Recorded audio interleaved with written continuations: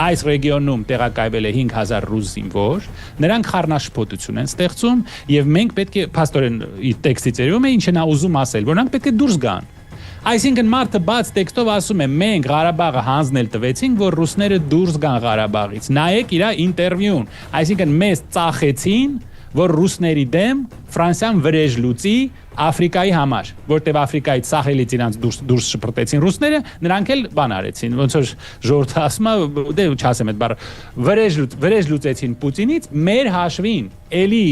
հարիվ հայերը էլի հաշիվը փագեցին։ Ու նա բաց ասում է ինտերվյուում, իրան չի հետաքրքրում հայերի անվտանգությունը, Ղարաբաղի ինքնորոշումը, չի հետաքրքրում, նա ասում է այնտեղ 5000 ռուս զինվոր կա, նրանք այս ռեգիոնում խառնաշփոթություն են ստեղծում, պետք է նրանք դուրս գան։ Դրա համար մենք հանձնեցինք Ղարաբաղը։ Այդ մարդը բաց ասում է, սրանք չեն եկել մեր մոտ, սրանք եկել են Զելենսկու մոտ եւ եկել են միայն մի պատճառով, դե երկու պատճառով։ Առաջինը, որ մենք կռվենք Ռուսաստանի հետ, որտեղ դա իրանց ուշք ու միտքը հիմա Ռուսաստանի դեմ այս պատերազմն է։ Եվ երկրորդը, որպեսզի իրենց